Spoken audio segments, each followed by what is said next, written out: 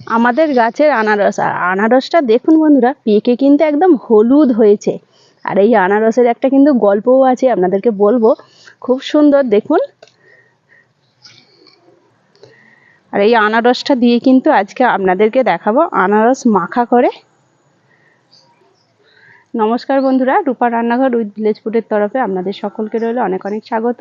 বন্ধুরা এখন যেখান থেকে ভিডিওটা দেখছো তাদের সকলকে রইল অনেক ভালোবাসা, বড়দের রইল আমার অনেক অনেক প্রণাম। আর এই আনারসটা কিন্তু মাটিতে হয়নি, আনারসটা দেখুন বন্ধুরা টবের মধ্যে হয়েছে। আর কে বসিয়েছে এই গাছটা সেই গল্পটা আপনাদেরকে বলবো। আনারসটা দেখুন পুরো শুয়ে গেছে আর অনেকটা বড়ও হয়েছে।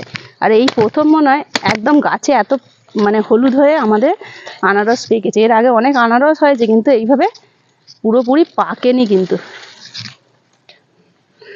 দেখুন বন্ধুরা একদম পিছন দিকটা পুরো হলুদ হয়ে গেছে, একদম সুন্দর। আর সাইজটাও কিন্তু অনেক বড়।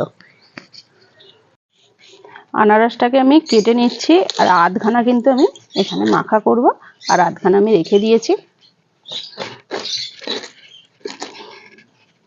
খুব সুন্দর কিন্তু পেকেছে দেখুন, একদম ফ্রেশ।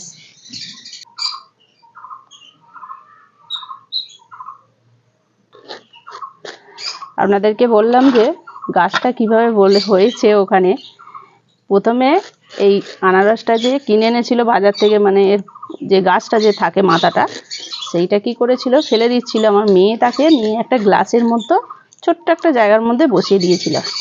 আবার তাতে একটু বড় হতে তারপর একটা 5 লিটারের যে জলের জার হয় ওর ভিতরে বসিয়ে দিয়েছিল। তখন একটা গাছটা এত বড় হয়েছে একদম খুব সুন্দর বন্ধুরা। আর তারপরে ওর বাবা আবার ওই ড্রামটার মধ্যে দিতে, আর গাছটা এত বড় হয়েছিল।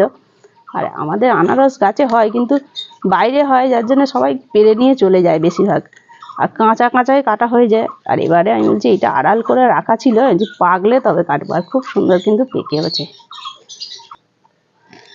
এইভাবে কিন্তু আনারস চোখগুলো বাদ দিতে হচ্ছে। আনারস কিন্তু কাটতে অনেকে একটু বিরক্ত হয়, কিন্তু আমার বেশ ভালোই লাগে এরকম বটি করে। আর আনারসটা এত রস দেখুন বন্ধুরা, রসে একদম ভর্তি।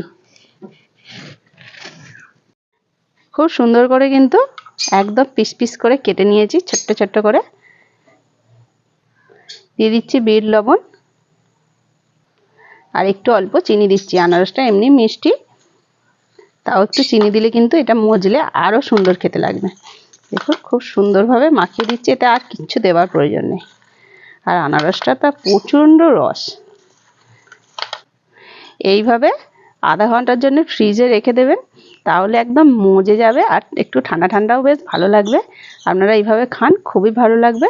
বন্ধুরা আজকের মতো ভিডিওটা এইখানেই শেষ করছি। আবার অন্য কোনো দিন নতুন একটা ভিডিও নিয়ে হাজির হবো আপনাদের কাছে। ততক্ষণের জন্য টাটা, নমস্কার।